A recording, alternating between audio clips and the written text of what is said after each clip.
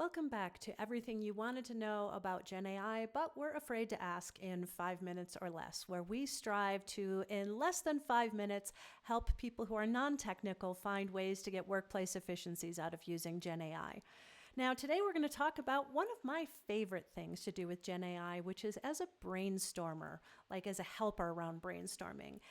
This is someplace I think you can get a lot of efficiencies about, and we're going to talk about how to use the craft prompt to do brainstorming. So let me turn off my video here because I'm going to show you really quick, just a quick prompt here. This is a craft prompt around brainstorming, and it's just kind of a template you can use for this. Now I want to highlight why this is a craft prompt first. Okay, so here you can see I've done things like I've provided some context.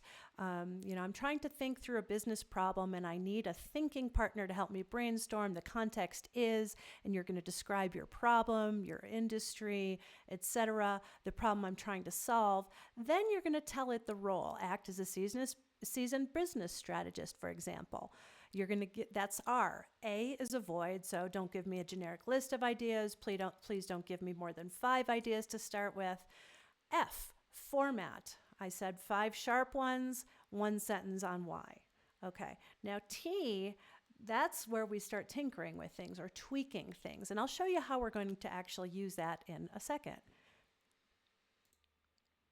So here I am with Claude, and I'm actually going to copy and paste that prompt in here, and I'm going to give a scenario of I want help around remote work. So I talk about I manage a team, it's fully remote, spread across multiple time zones, et cetera, and I've basically just given it that prompt. So let's let it run here for a second, and let's see what it comes back with.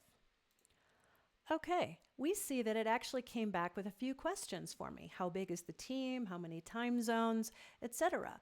So when we think about that first prompt that we send at it, it's just kind of the warm-up, but it's actually going to help us tweak things. So like for one, I could say the team is 10 people, 5 time zones. And let's just give it that. Now I should probably go answer all of these, but for the sake of 5 minutes or less, we'll just do that. Okay, so teams, you can't just brute force the overlap.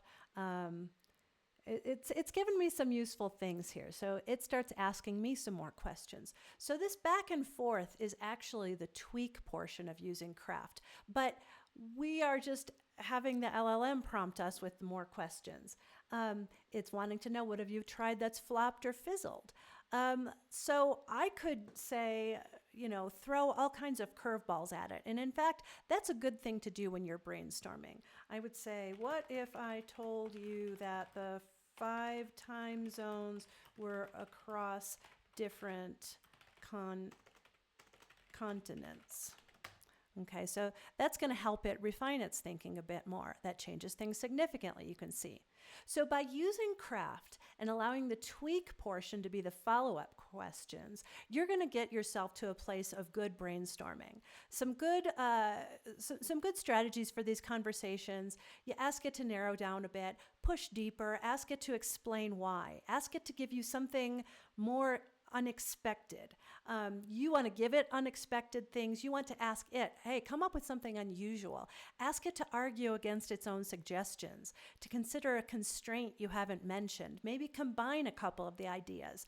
Challenge it. Ask it to play devil's advocate. Why would it not take one of the approaches? At the end of the brainstorming, you can then ask it to synthesize the results into a big win. Now, I find I use this technique all the time with GenAI. I hope by seeing how you can use the craft framework here in brainstorming that you'll be able to get some good workplace efficiencies out of it as well. Good luck, and we'll see you next week.